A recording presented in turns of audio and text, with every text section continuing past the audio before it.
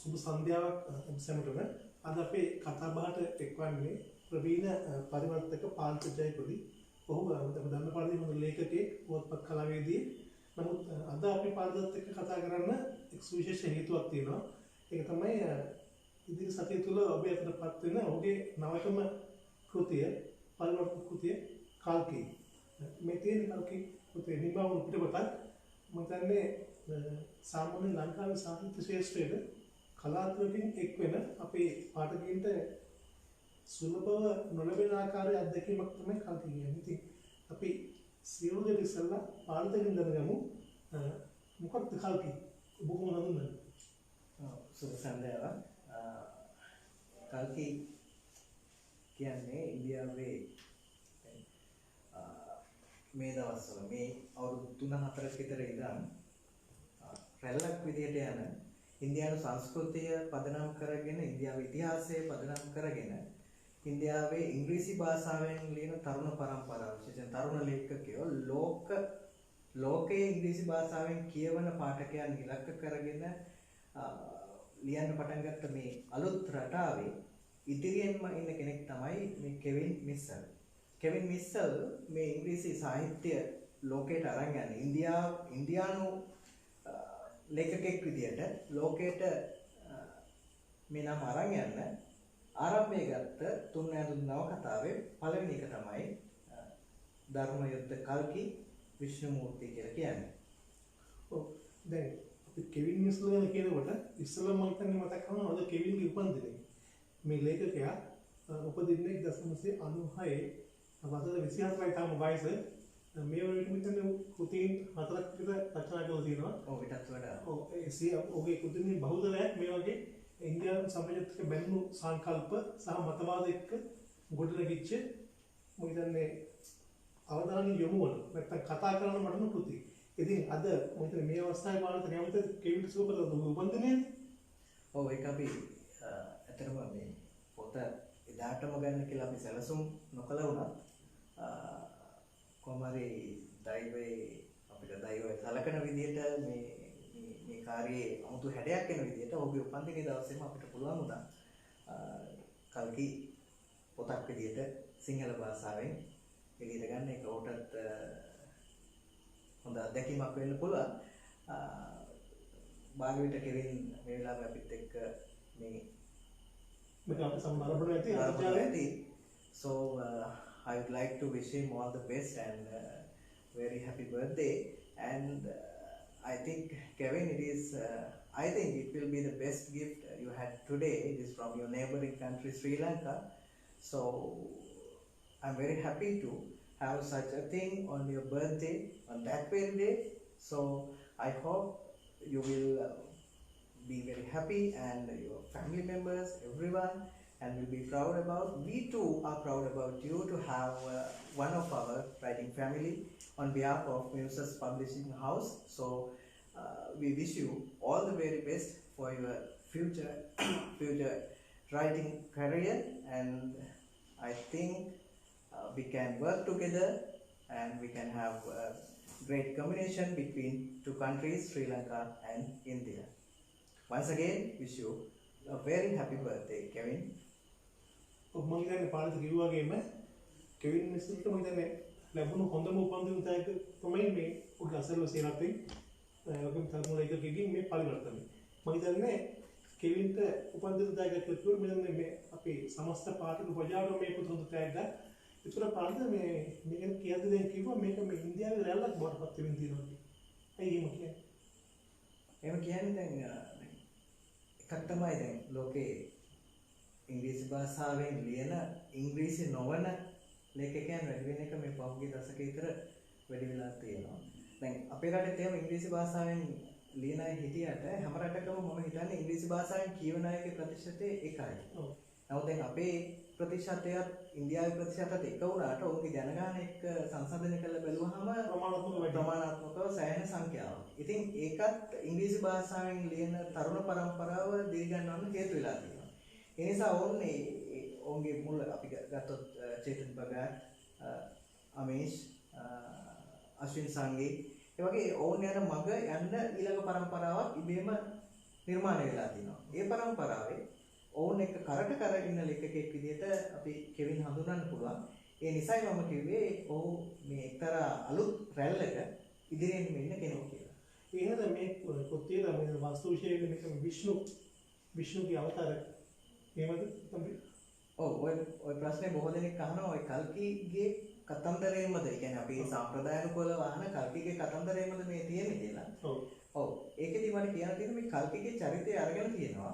කල්කිගේ චරිතය ඔහු ඉස්මතු කරගන්නේ ගම්මානයක කුඩා කොල්ලෙක් සාමාන්‍ය ගැමි ගෙදරක තරුණයෙක් විදියට. ඔහු දැන් අතරම ඔය ඉන්දියානු කතන්දරවලදී ඔය නිර්මාණවලදී මේ ලේඛකයා උත්සාහ කළා තියෙනවා. ඒක අතීතයේදීත් එහෙමයි මම හිතන විදිහට. ඔවුන් කියන එකක් තමයි කියන දෙයක් තමයි මේ දෙවියෝ කියන්නේ යම් කාලෙක හිටිය මිනිස්සු. ඒ මිනිස්සු තමයි දෙවියෝ උනේ කියලා. ඒ න්‍යාය කෙවින් මේදී පාවිච්චි කරලා තියෙනවා. එතකොට මේ කල්කි කියන්නේ සාමාන්‍ය චරිතයක්.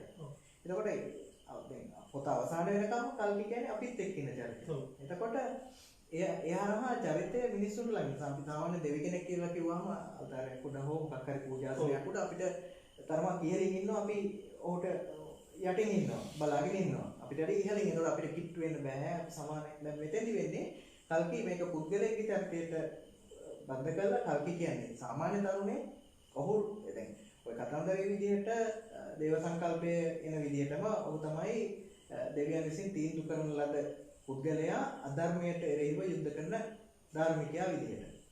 එතකොට නමුත් ඔහු ඒ දන්නේ නැහැ. එතකොට ඒ වක්‍රාකාරයේ කල්කිගේ චරිතය නිර්මාණය කරන අතරේ කෙවින් අපටත් පණිවිඩයක් දෙනවා. ඔබ තුලත් තියෙන්න පුළුවන් ඒ වගේ ශක්තිය.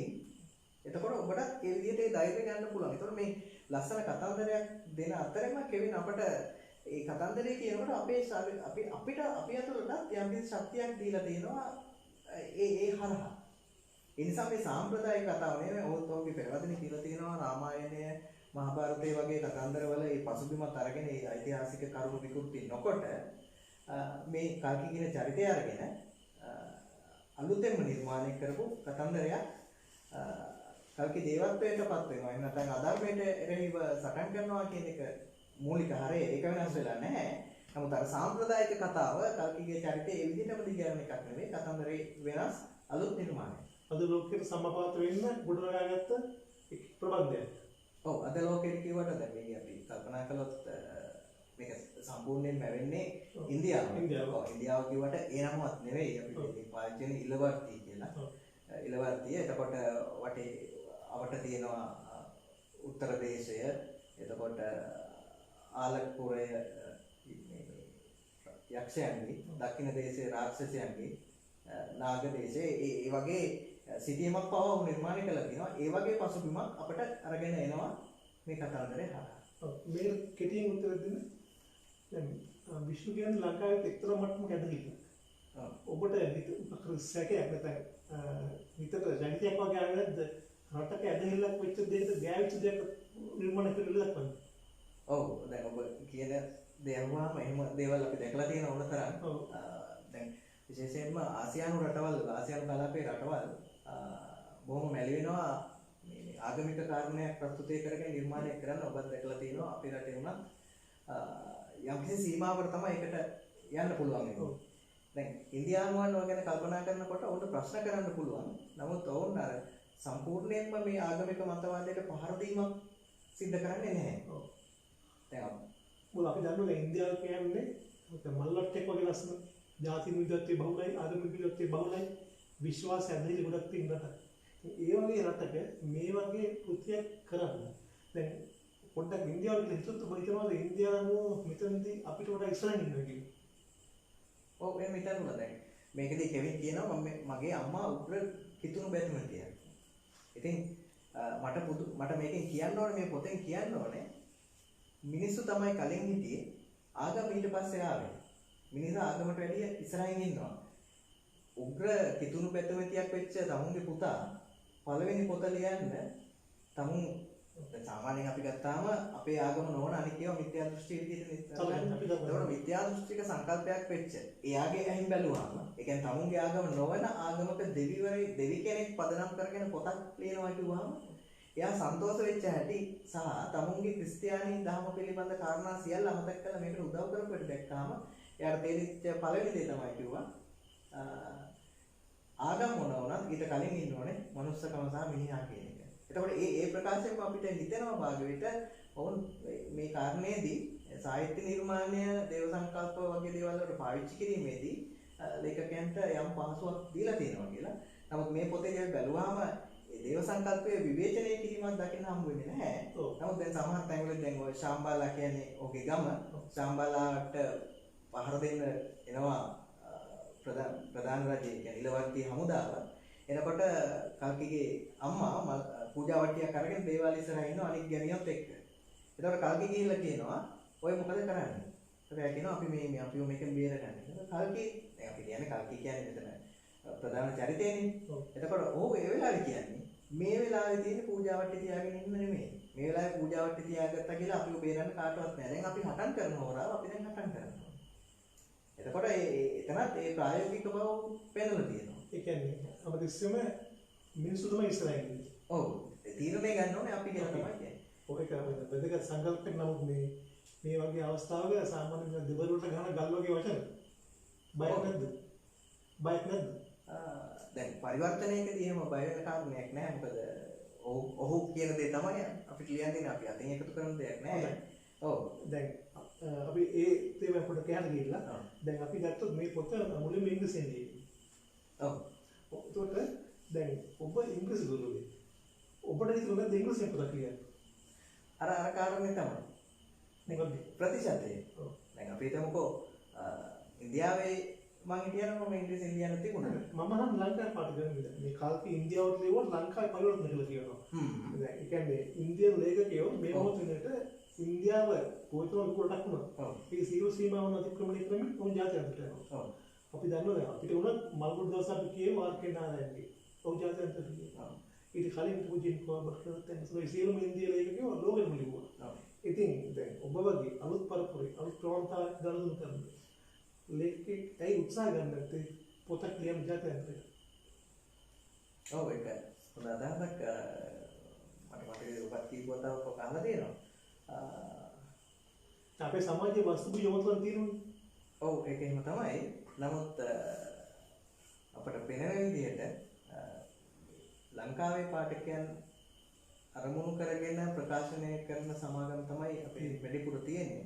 ඔවුන් ඉතින් ඉංග්‍රීසි කෘතියක් පරිවර්තනය කිරීම පිළිබඳ දෙතුන් වතාවක් නෙමෙයි සෑහෙන වතාවක් හිතනවා. මොකද අපි තාම ජාත්‍යන්තරය සාහිත්‍යයේ වශයෙන් ගිහිල්ලා නැහැ අක්‍රමණය කරා. මම හිතන්නේ අපි එහෙම කරපු නිර්මාණ කීපයක් තිබෙනවා. නමුත් ඉන්දියාවට සාපේක්ෂව ගත්තාම අපි බොහොම ඒ පැත්තට යන්නේ බොහොම හිමින් ගමනක්. ඒකට හේතුව තමයි දේශීය වශයෙන් ඉංග්‍රීසි භාෂාවෙන් කියන පාඨකයන් ප්‍රමාණය අඩු වෙන නිසා ප්‍රකාශකයන් ටිකක් මැලි වෙනවා මේක වෙලට අත ගන්න. උනත් ඒක අපේ සමාජයක තියෙන වස්තු බීජ ගත්තොත් ඒ කතාන්තර ගත්තොත් ඒ සිද්ධීන් සියල්ල ගත්තොත් ඒවා ජාත්‍යන්තර හොඳ මාතෘකා. පැහැදිලිවම දැන් අපි ගත්තොත් එම ආසියානු පදනම හරහා ප්‍රකාශ වෙච්ච ඉංග්‍රීසි ජාතිකයන්ගේ පොත් උදාහරණයකට අපි ගත්තොත් එම අපම ලියපු Travels through the Island of Ceylon හාෆ්නර්ගේ. ඔව්. එතකොට ඒ අපි අත්දැකීම්. එතකොට මම ආයි කරපු පිළිදෙස් ශ්‍රී ලංකාව. ඒකේ තියෙන ඉතිහාස කතාව මෙන්න ඇතුලේ තියෙන කතන්දර අපේ අත්දැකීම්. ඒ වගේම ඒ වගේ ඉංග්‍රීසි යුගයේ ලේඛකයන් ලියපු සියලු දේවල් ඒවෙන් සෑහෙන පොත් ප්‍රමාණයක් සිංහලට හැරිලා තියෙනවා. බොහෝ ගාණක් මම හිතන්නේ 100 ගාණකට කිට්ටු. ඒ සියලු දේවල් අපේ අත්දැකීම්. ඒවා විදේශිකයන් කියවනවා. ඒ නිසා ඔබගේ වගේ අත්දැකීම් වලින් දුප්පත්කමක් නැහැ. මම හිතන්නේ අර විදේශිකයෝ ලියුවට වඩා එක්තරා විදියකට මධ්‍යස්ථ වෙන්නත් පුළුවන්, එහෙම නොවෙන්නත් පුළුවන්. අපි පොතක් කරොත් ජාත්‍යන්තරයට අපේ සාහිත්‍ය ගැන අපේ තියෙන කරුණු ගැන මම හිතන්නේ ඉඩ හදාගන්න පුළුවන් වෙන්නේ. ඔව්. එතකොට දැන් අපි ආයි මේකට කල්පිත කරනවා මේ කෘතිය විතර යන්න. දැන් මේක මේ කියන්නේ පොත් කාණ කීපයක් පොත් තුනක්. එතකොට දැන් ඒ කියන්නේ මේකෙන් පස්සේ අපි බලාපොරොත්තු වෙනවා කල්පි දෙක. ඔව්. සත්‍යවත් දෙකක්. ඔව්. ඊට තුන. ඔව්. ඉතින් දැන් මේක එක උත්සාහයක්ද මේ ලංකාවේ පාඨක විද්‍යාව නැඹුරු කරන්නේ? එහෙම චෝදනාවක් තියෙනවා. චෝදනාවක් නෙමෙයි. මම හරි එහෙම උත්සාහයක්ද මොකද මේ මොකද අපි දන්නවා ඉන්දියන් නාට්‍ය ටෙලි නාට්‍ය අපේ විද්‍යුත් මාධ්‍ය බොහොම වේගයෙන් ආක්‍රමණය කරගෙන යනවා. නමුත් ඒක කවුරුත් චෝදනා කරනකොට මේ හදන්නේ මොකද මේ පොත් වල එහෙම චෝදනා කළොත් අපිට කියන්න තියෙන්නේ මේමය දැන් අපි එක දැන් ටෙලිනාට්‍ය ක්ෂේත්‍රය ගත්තොත් ටෙලිනාට්‍ය ක්ෂේත්‍රය ඒක පරිවර්තන කියලා එකක් අපිට හිතන්න බෑනේ අපි හොඳ කවනවා තමයි. ඔව්. නමුත් අපි සාහිත්‍ය ක්ෂේත්‍රය ගත්තාම පරිවර්තන කියන්නේම විදේශයක ලියවිච්ච වෙන භාෂාවකින් ලියවිච්ච එකක්. වෙන භාෂාවකින් ලියවිච්ච එකක්. ඉතින් ඒකෙදි වෙන භාෂාවකින් ලියවිච්ච එකක් සිංහලට හැරෙද්දී ඒක ලියුනේ ඉන්දියාවේද එංගලන්තේද ඕස්ට්‍රේලියාවේද කියන එක ඒ ගැටලුවක් වෙයි කියලා මම හිතන්නේ නැහැ. හොඳයි. එතකොට දැන් අපේ දැන් මේ වගේ කෘතියක් ඔබට දැන් ලැබුණා බලවත් නැකන් ඔබේ මොකද්ද ක්‍රමවේද දැන් සාමාන්‍ය ප්‍රකාශක පොතක් ගැන දුන්නොත් ඔබ පොතක් හොයාගත්තම ඒ දැන් පරිවර්තනය කරන ඉස්සෙල්ලා කෘතිය කියවනවද නැත්නම් කියවන්නේ මේ පරිවර්තනය කරනවද? ඔව් දැන් මම කරපු පොත්වල මට යෝජනා වූ පොත් කීපයක් තමයි තියෙන්නේ. ඒ අරුණාම අනෙක් සියල්ල මම තෝරගත්ත ඒවා.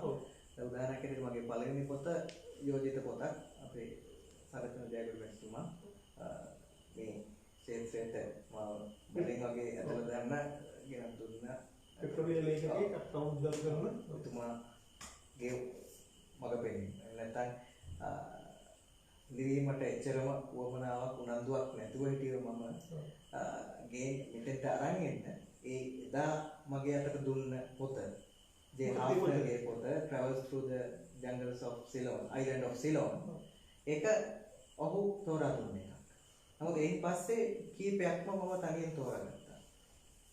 ඊට පස්සේ ඒදි මම කරන්නේ ගොඩක් වෙලාවට ඒක මට තේරුණොත් මේක තමයි හරියන්නේ කියලා. ඒකෙන් මට හිතෙනවා නම් මේක මට බෙදා ගන්න පුළුවන් කියලා. අපි සාමාන්‍යයෙන් මොන හරි දෙයක් බෙදා ගන්න කැමති ඒක හොඳයි කියලා හිතුනොත් ඒක බෙදා ගන්න. ඒකේ මේ බෙදා ගැනීමේ අදහස ඕක කැමැත්ත ආපු ගමන් මට ඒක හිතෙනවා ඒක කරන්න හොඳ එකක්. ඒක අපිට පරිවර්තනය කරන්න පුළුවන්. ඒ නිසා පැහැදිලිවම ඒ කියන්නේ මම 100%ක් සහතික වෙලා තමයි තීරණය ගන්නේ මේක පරිවර්තනය කරන්න ඕනේ.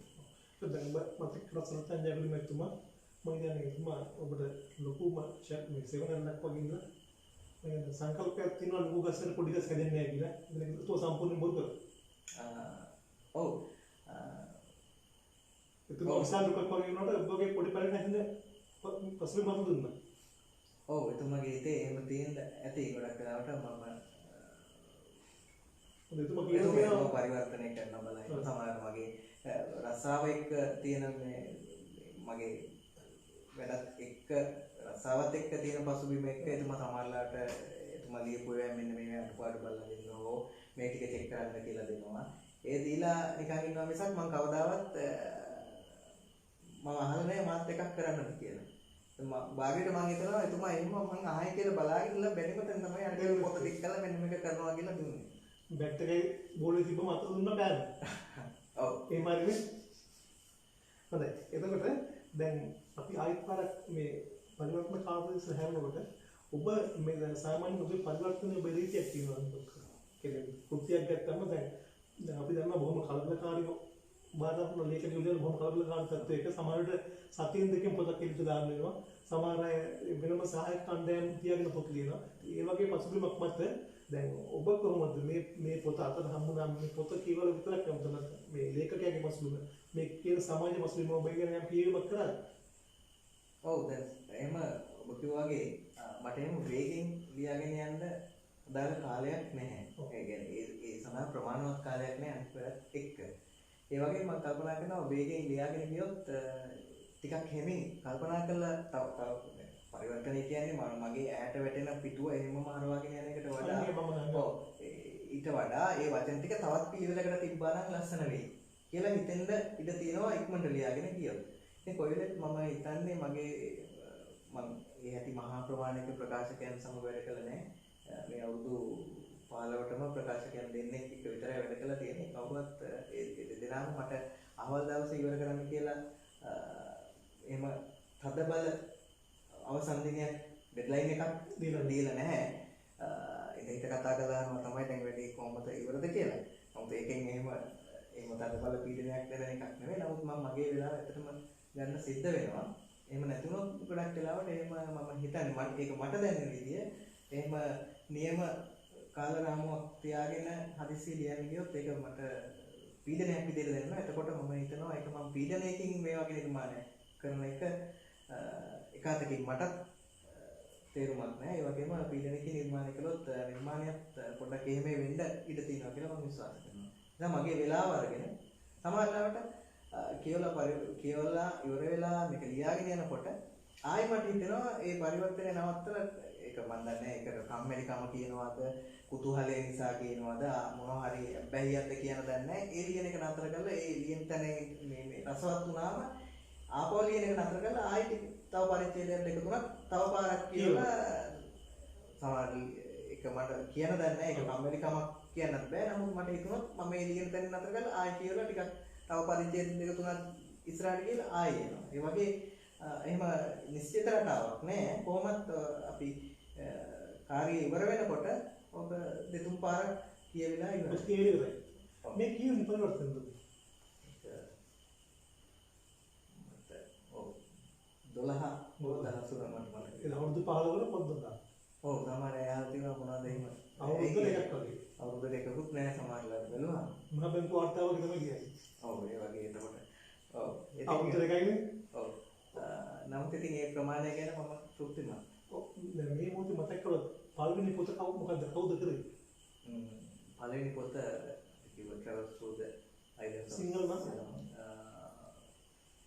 ඕලන්ත සිරකරුගේ ලංකා සංචාරයේ දයාවන්ත ජයගුරු මෙතුමා තමයි දයාවන්ත ජයගුරු සමාගමේ මාමා තමයි එක්කගෙන ගියේ. ඕනලනොත් ඕන් දෙදෙනා බොහොම කුළුපළු මිත්‍රයන් හිතවතුන් ඒ හිතවත්කම හරහා එක්කියා. ඔහුත් එතුමාත් කිසිම පැකිලීමකින් නැතුව ඔව් ඒ පොත මුද්‍රණය කළා. ඉතින් ඒක මට මේ හොඳ ආරම්භයක් වුණේ. සාමාන්‍යයෙන් ඒකකේකට නැවත මුද්‍රණයක් කියන්නේ මේ හරි සතුටුදායක ආරංචියක්. බොහොම කලාතුරකින් අපිට අහන්න ලැබෙන්නේ. මට නම් අහන්න ලැබිලා තියෙන්නේ බොහොම කලාතුරකින්. නමුත් ඒ පොත පළවෙනි මුද්‍රණය වෙලා දෙවෙනි මාසෙ වෙනකොට මට දයාවන්ත ජයගුරු මෙතුමා ආයෙ කතා කරලා කිව්වා පොත ඉවරයි අපි දෙවෙනි මුද්‍රණයට යනවා කියලා. ඒ නිසා ඒ ආරම්භයේ නිසා යම් ආකාරයක තෘප්තියක් මට ලැබුණා කියලා මම හිතනවා. ඔව් ඒක දැන් ඔබ පරිවර්තකෙක් විදිහට කතා කරලා සම්පූර්ණ මාත් කරලා දෙනවනේ. ඔව්. උත්තර මොකද කිපොත් කිය කරලා දෙනවා. එකයි. මොකද?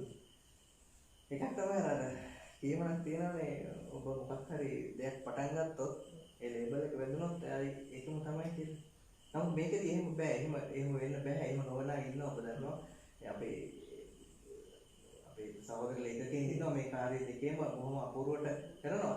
නමුත් මට එතනදි කියන්න තියෙන අර ඔබට කලින් කියපු කාරණේමයි මට ලැබෙන සීමිත කාලයේදී පරිවර්තනයක් සහ නවකතාවක් කියන දෙකෙන් එකක් තෝරගන්න යෙදෙන අවස්ථා වැඩි. එතකොට හැමතිස්සෙම මට සිද්ධ වෙනවා පරිවර්තනය තෝරගන්න. මොකද ප්‍රකාශකයන් වැඩිපුරම බලාපොරොත්තු වෙන්නේ පරිවර්තනයක් අවුරුද්දකට එකයි කරන්නේ. ඒ එක පරිවර්තනයක් කියලා බලාපොරොත්තු වුණාම මට ඒක කරන්න සිද්ධ වෙනවා. නමුත් මම ඔය ඉල්ලීම් සහ මගේ ආසාවත් එක්ක නිර්මාණයක් කළා දවල ඡායා. ඒ අවුරුද්දේ මට පුළුවන් වුණා පරිවර්තනයත් ඒ කාරණා දෙකම එකට සම්පූර්ණ කරගන්න. දැන් මේ පොත්පත් එක්ක බොහොම කාර්යබහුලයිනේ. ඔව් ඉතින් ඒ කාර්යය මේ පොත්පත් විසින් ඔබ ගෙන යන්නද කියලා. එහෙමවත් නෑ. ඔය පුවත්පත් වැඩේට පුවත්පත් කලාවට නැත්තම් පත්තරවල ලියන්න තියෙන ආසාව උසස් පෙළ කළා අවුරුද්ද දෙකක් ඔය මේ ඉන්නකොට හිතුණා. එතකොට අන්න ඒ වෙලාවේ නම් මම ජයගුරු මෙතුමාට කිව්වා මට පත්තරයකට යන්න ඕනේ කියලා. ඒ පාර එක්තරා පුවත්පත් සමාගමකට මට සාකච්ඡාවකට යන්න අවස්ථාව හම්බුණා. මට මතකයි මොකක් හරි ගල්ෆ් කලාපයේ සම්බන්ධ ඉංග්‍රීසි පුවත්පත් ලිපියක් පරිවර්තනය කරන්න හම්බුණා. ඉතින් මම ඒ කාර්යය කරලා තියලා ආවා. සති දෙකකින් විතර හොඳ ප්‍රතිඵලයක් කියන්නේ හොඳ ප්‍රවෘත්තියක් වෙන හොඳ පණිවිඩයක් හම්බුණා. ඉතින් මට එදා පටන් ගන්න තිබුණා. නමුත් අපි ඔක්කොම එකතු වෙලා කතා කරලා බලුවාම අන්තිමට මම විතරයි ඒකට කැමති වෙලා තිබුණේ. ඉතින් එතුමා කැමති නැහැ තව පොඩ්ඩක් ඉස්සරහට යන්න වුණා. ඒ නිසා අපි වෙන ක්ෂේත්‍රයකට ගියා. ඊට පස්සේ නැවත ආයි 2009 තමයි ආවේ අර ආසාවත් එක්ක. එතනින් පස්සේ ඒක මම බොහෝ දෙනා අහනවා අපරාධ නියත කාලය කියලා. ඒ වුණාට ඒක මගේ දන්නවා විනෝදාංශයක රැඳෙ වුණා කොහොමද කියලා. ඒ නිසා මට මතක විදිහට ඔබත් දන්නවා ලක්බිමේ වැඩ කරද්දී මම කොච්චර වැඩ තිබුණත් සතියේට 6ක් ලියලා වුණත් 7 වෙනි එක ලියන්න කිව්වත් මේ පාඩම එක ලියන්න කිව්වොත් මට මතක විදිහට මම එකක්වත් බෑ කියලා නෑ. හැබැයි මුලින් අවස්ථාවේ පත්‍රිකාව මේ පොත් ලියවෙන්නේ. ඔය පත්‍රකේ තියෙන මේසි නැහැ. ඔව්. මුලින් අවස්ථාවේ කියනවා. හොඳයි. දැන් තව පොඩි ප්‍රශ්න දෙකක් තියෙනවා. දැන් මේ වගේ ලොකු ගමනක් කරනකොට රැකියාවක් කරන ගමන් පොත්පත් වල ඉගෙන ගමන් සතත නිර්මාණ වලින් ඔළුව යොමු කරන ගමන් පරිවර්තන 10 12 කරන එක අපි කියුණා අවුරුදු දෙකයි කියලා. ඒක සෙල්ලම් නෙමෙයි. ඉතින් මේ ගමන එන්න දැන් කොහොමද දැන් ඔබට කවුද මේ කියන්නේ සහයෝගයක් දුන්නේ කවුද ඔය අනිත් පැත්ත බලන්න හිටියේ ඒකන බුත් කියනවනේ. ඔව් ඒක ඒකදී අපි පවුලක් හැටියට අපේ පවුලේ සමාජිකයෝ මේක දරාගන්නේ කොහොමද කියන කාරණේ බලන්නේ. ඔව්. ඒකදී අපිට එහෙම මගේ කාලය මං කරන කියන්නේ මගේ රාජකාරියෙන් අමතරව පෞද්ගලිකව ඒ කටයුතු කරනවා හෝ පුවත්පත් වලට ලියනවා හෝ මේකක්වත් මම දන්නේ මොන හේතු නිසා ඒක සිද්ධ වුණාද කියලා එක අනිකෙන් යටපත් නොවන විදිහට ඒ කියන්නේ අනේ අපරාධේ කියන විදිහට නොහිතන විදිහට තමයි මේක අපේ කල්පනාකරණය කරගන්නේ. ඒ නිසා ඒකෙදි කොයි වෙලේවත් ඇත්තටම මම ලියන වෙලාවේ මගේ පෞද්ගලික සමාජිකයෙක් කිසිම කෙනෙක් මගේ බිරිඳ හෝ දරුවන් හෝ කිසි කෙනෙක් පෞද්ගලික සමාජිකයෙක් ලියන වෙලාවක මේ වැඩේ කරමු කියලා යෝජනා කරලා නැහැ. ඉතින් ඒ නිදහස මට උපරිම වශයෙන් ලැබිලා තියෙනවා. ඒකම කුමක් හෝ හේතුවක් නිසා මම අධිවේගයෙන් හෝ වේගවත් රටාවට හුරු වෙලා නැති නිසා මට සියලු දේවල් කල්පනාකරණය කරගන්න පුළුවන් වෙලා තියෙනවා. මම දන්නේ නැහැ ඒකේ රහස මොකක්ද කියලා. මම හිතන්නේ මගේ පවුලේ සමාජිකයන්, මගේ බිරිඳ, දරුවන්, ඒ වගේම දෙපාර්ශ්වයේම දෙමාපියන්, ඒ වගේම ජයගොඩ මැතිතුමාගේ බිරිඳ චන්ද්‍රපත්නි මානපිරු මැතිණිය මේ සියලු දෙනාගේම ආශිර්වාද, ඒ වගේම මගේ මිතුරන්, රාජකාරී ස්ථානයේ මිතුරන් බොහෝ විට මම හිතන්නේ හැමතිස්සෙම සුහදව එහෙම නැත්නම් සියල්ල ඔළුවට ගත්තා, ඔළුවේ තියෙනවා. නමුත් ඒක ඔළුවට ගත්තා කියලා හිතන්නේ නැතුව සහැල්ලුවෙන් හිටියොත් මේ වැඩේ කරන්න පුළුවන් කියලා මම දන්නේ නැහැ. කොහොම හරි මට ඒක පුළුවන් වෙලා තියෙනවා.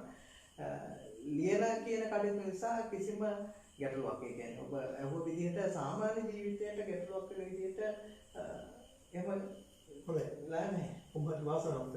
ඒක උරා තව පොඩි ප්‍රශ්නයක් තියෙනවා. දැන් ඔබ විශ්වාස කරනවද මේ පරිවර්තන මේ කෘතිය ඔබේ ලේඛන ජීවිතේ යම් සංස්ථානයක් කියලා? ඔව්.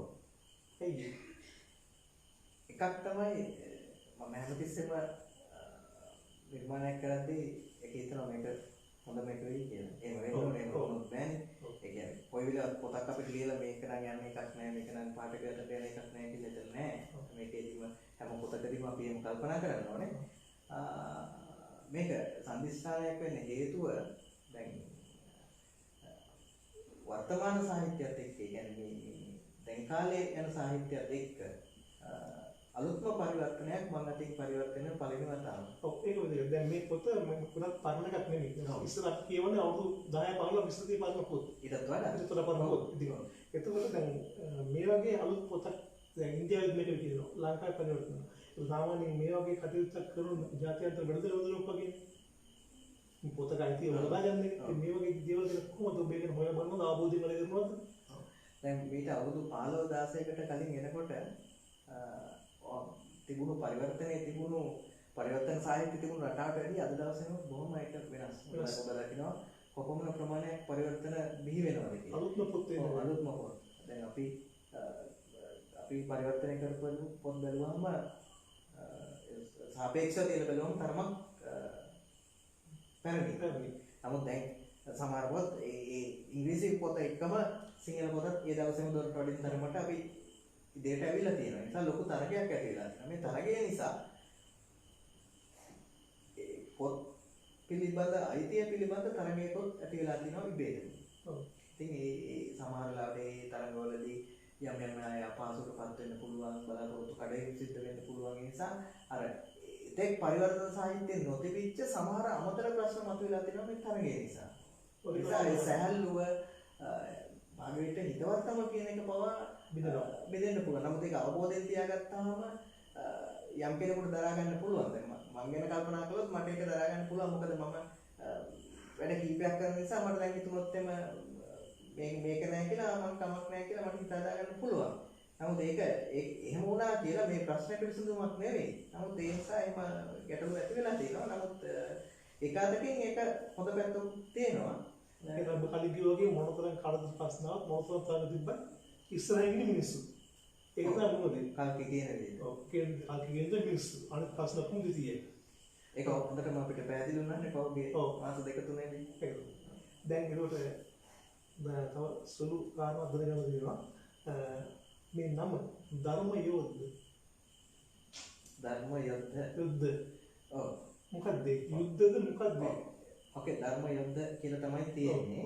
එතකොට මේකදී මම කෙවින්ට කතා කළා ඒක උච්චාරණය කරන ආකාරය ඔහුගෙම අහගත්තා. ඔව්. ධර්ම යොද්ද. යොද්ද කියන්නේ ක්‍රුසේඩර් කියන එක තමයි අපි ඉංග්‍රීසියෙන් ගත්තොත් තමයි යොද්ද කියන එක හින්දි වචනය. ඔව්. ඉංග්‍රීසියට හරවගත්තොත් ක්‍රුසේඩර් කියන්නේ යම්කිසි ආගම් සංකල්පයක් වෙනුවෙන් සටන් වදින්න. ඒතර අපි ඔක හැරෙවනම් ධර්ම යුද්ධය කියලා ඒ තේරුම ඉන්නේ නැහැ. යෝධ කියලා හැරෙවනම් ඒත් එන්නේ නැහැ. ඒ නිසා ඒ ගැන කල්පනා කර ඉන්න අතර වාරේ මට ওই කාරණේදී මම මතක් කරන්න ඕනේ අපේ පුෂ්පරංජන් විජේසිංහ හිතවතාන වෛද්‍යවරයා මේ ඔව් ඉන්දියාවේ නම දෙල්ලියේ ඉන්න නිසා මට පහසුවක් වුණා මේ කාර්යයට කෙවින් එක්ක සම්බන්ධ වෙන්න. එතුමා යෝජනා කළා කෙවින්ගෙන් මොකක් අහලා බලන්න කියලා. අර කෙවින්ට කතා කළාම මොකක් මෙන්න මෙහෙමයි ධර්ම යොද්ද.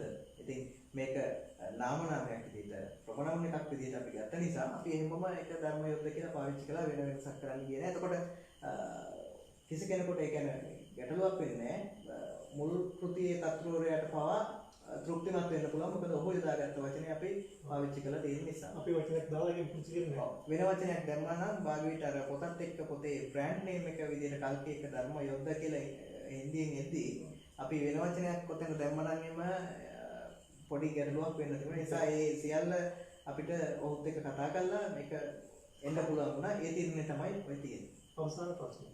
ලංකාවේ පරිවර්තන සාහිත්‍යයට තැනක් තියෙනවද? නිසි ඇගීමක් තියෙනවද? ඔව් පරිවර්තන සාහිත්‍යයට තැනක් තියෙනවා. තැනක් තියෙනවා කියන්නේ පරිවර්තන සාහිත්‍යයට ලොකු ඉල්ලුමක් නිර්මාණය වෙලා තියෙනවා. ඇගීමක් තියෙනවද? ඇගීමක් කියලා ඔබ අදහස් කරන්නේ සම්මානයක්ද එහෙම නැත්නම් විවිධ අවස්ථාවලදී කතා බහට ලක් වීම. දෙකම සම්මානය කියන එක දෙතිය සම්මාන පදගත් ඒ වගේම මේක ප්‍රමාණ කතිකාවක් තියෙනවද? පරිවර්තන පොතක් ආපුවම ඒකේ ප්‍රමාණ කතිකාවක් සමාජෙ ගොඩනගෙනවද? යම් පොත් පිළිබඳව තියෙනවා යම් අවස්ථාවලදී එහෙම යටගිය පොතක් තියෙනවා. හොඳ පොත් යටකින් තියෙනවා. එහෙම වෙච්ච අවස්ථා තියෙනවා. ඔබේ බිඳුරු ලඟුව වගේ. මම හිතන්නේ නෑ ඒක මට මගේ පොත කියන කොහොම ප්‍රමාණයකින් කියන්න බෑ. පාඩේ පස්සේ මට හිතෙනවා. ඔව් ඔබට එහෙම හිතන්න පුළුවනි. භාගවිත ඒක මේ යුගයේදී කියන්නේ දැන් මේ අලුත් අදිලා තියෙන තරංගකාරී වටපිටාවේදී පරිවර්තන වුණා නම් ඊට වැඩි ආකර්ෂණයක් දිනා ගන්න පුළුවන්. මොකද දන්නවා ඒ කෘතිය පරිවර්තනය කරන කාලේ මට මතකද සමාජ ජාලවල අපි මම හිතියේ නෑ ඒක පාවිච්චි කරේ. නමුත් අපිට දැන් ඒ පහසුකම් තියෙනවා. ඒ දවස්වල පවා මම හිතන්නේ ඒ පොත පාඨකයන් පිරිසක් සමාජ ජාලා හරහා මේ ආකාරයෙන් කියන්නේ සමූහ නිර්මාණය කරගනිමින් පොත් පිළිබඳ කතා බහ කරමින් එහෙම වටපිටාවක් තිබුණේ නැහැ. පුවත්පතක් හරහා වගේ සාකච්ඡාවකින් වගේ දෙයකින් තමයි සාමාන්‍ය අපි වගේ සාමාන්‍ය කෙනෙක් ආවේ. ඒ නිසා මම හිතන්නේ එහෙම වෙච්ච අවස්ථා තියෙනවා. හොඳයි. අද අපි කතා කරේ ප්‍රවීණ පරිවර්තක පාල්ත ජයකොඩිගේ අලුත්ම පරිවර්තනයේ කල්කි කෘතිය පිළිබඳ. කල්කි තව දින කිහිපයකින් ඔබට ඔබේ වෙනසෙන්නේ ඔබේ පොත් සාප්පුවෙන් මිලට ගන්න හැකියාව තියෙනවා. ඉතින් අපි ඔබට සුබ තමයි වගේම කෘතියේ කතුවරයාට සුබ පන්දක් කියලා ප්‍රාර්ථනා කරනවා.